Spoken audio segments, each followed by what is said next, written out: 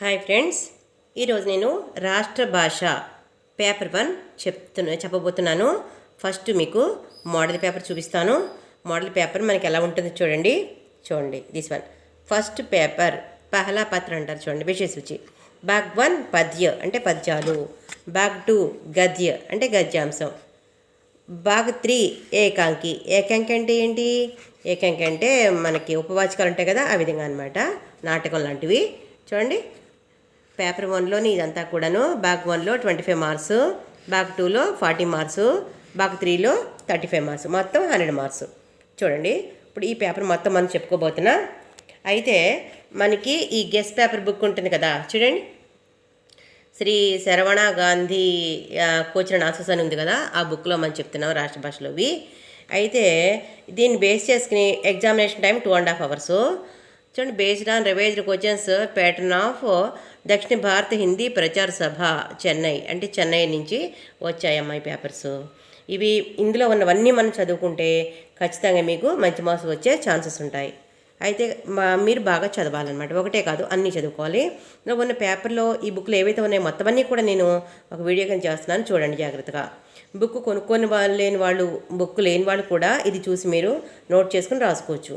ఎక్కువసార్లు మీరు చూడండి, స్కిప్ చేయకుండా చూసి మీ ఫ్రెండ్స్కి కూడా షేర్ చేయండి.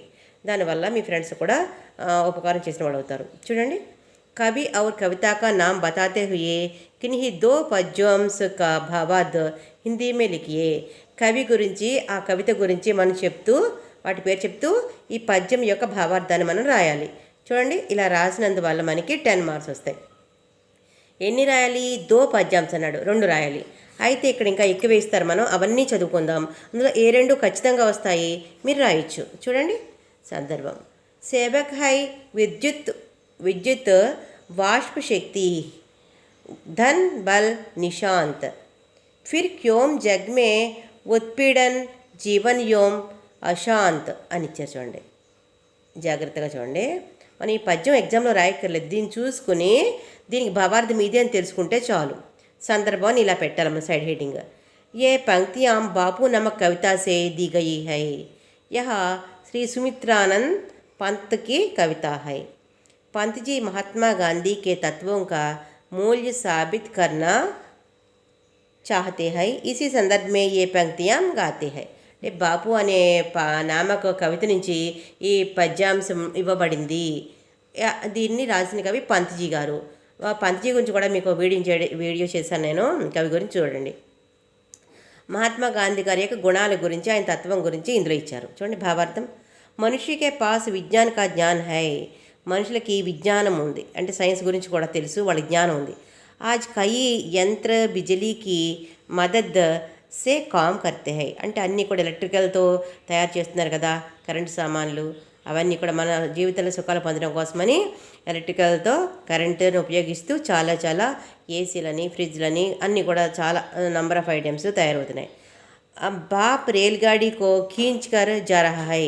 బాపటి పొగ, రైలు పొగ కూడా దూరంగా పోవడానికి ట్రై చేస్తున్నారు.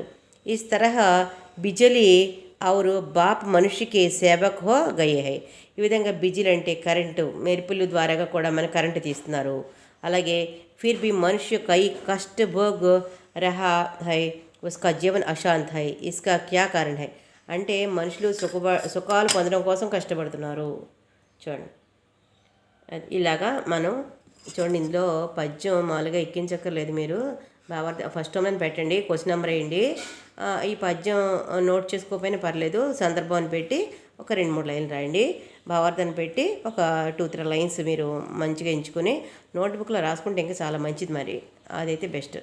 ఓకే, ఆ విధంగా రాయండి. నెక్స్ట్ చూడండి, ఆజ్ పురానే సింహాసన్కి టూట్ రహీ ప్రతిమాయే ఉడతా హై తూఫాన్ ఇంద్ర తుమ్ దీప్తిమాన్ రహనా. చూడండి, పద్యం ఇందులో ఇవ్వబడిందో.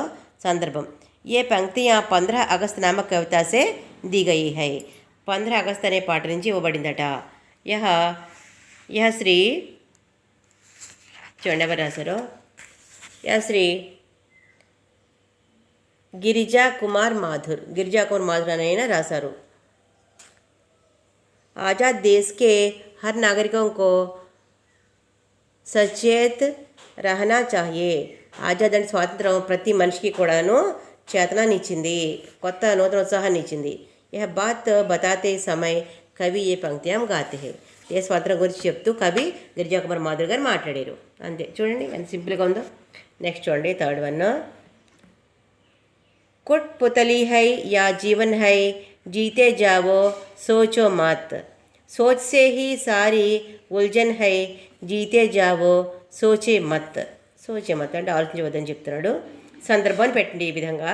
ఏ పంక్తియాం కట్పుతలి హై యా జీవన్ హై అంటే కవిత పేరు అన్నమాట. ఇది రాయాలి మనం. రాస్తే మీకు ఒక మార్క్ వస్తుంది. నమ కవితాసే దిగయి. యహ శ్రీ నిదా ఫాజిలీకి కవిత హై. నిదా ఫాజిలీ అనేటువంటి ఆయన ఈ కవితను రాశారు. భావార్థం చూడండి.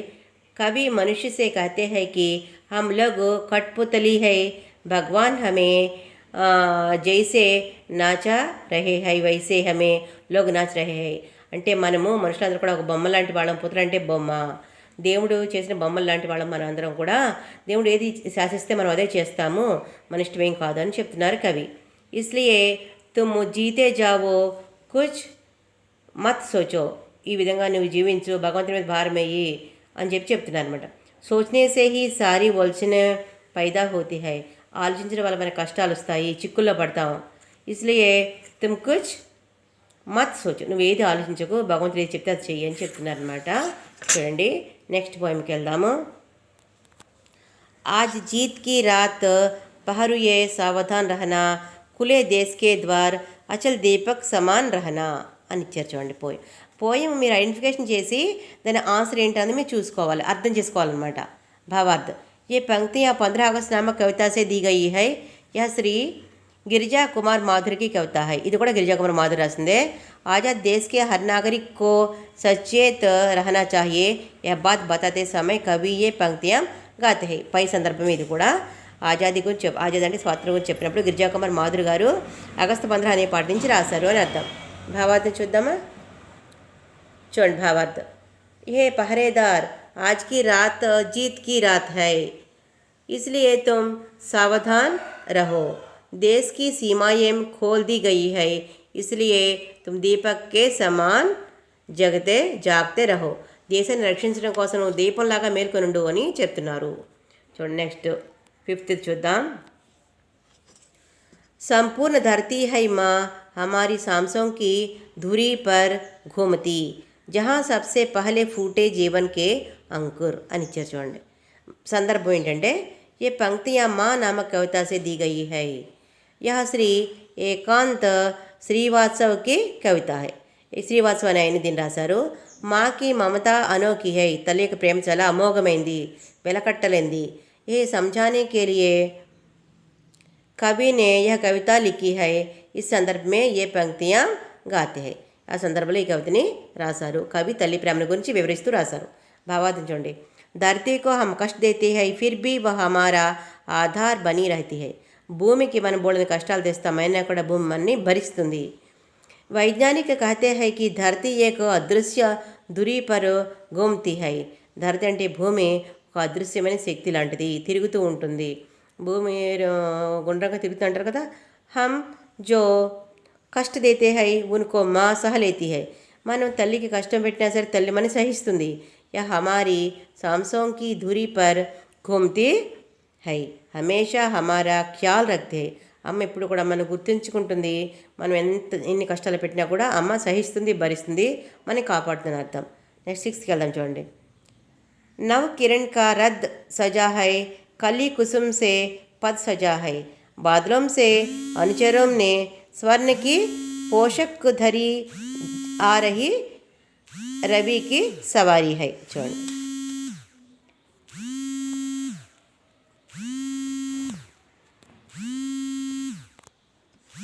ये पंक्तियाँ आ रही कवि की सवारी नामक कविता से दी गई है. यह श्री हरिवंशराय बच्चन की कविता है. कवि सुबह का वर्णन करते हैं. इसी संदर्भ में ये पंक्तियाँ गाते हैं.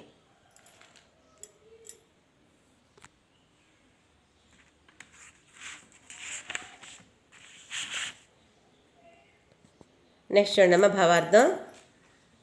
सुबह हुआ, पूरब में सूरज निकलने लगा, उनकी नई किरणें फैलने लगी। इधर धरती फूलों से भर गई। सूरज के प्रकाश के कारण बादल సునహరే లగనే లగే అంటే సూర్యకిరణాల వల్ల బాదులు అంటే మేఘాలు ఎలా కనిపిస్తాయి, బంగారంలా కనిపిస్తున్నాయి. బంగారం లాంటి సూర్యకిరణాల యొక్క రంగు మేఘాల మీద పడుతుంది. చూడండి నెక్స్ట్ పోయింకి వెళ్దాం.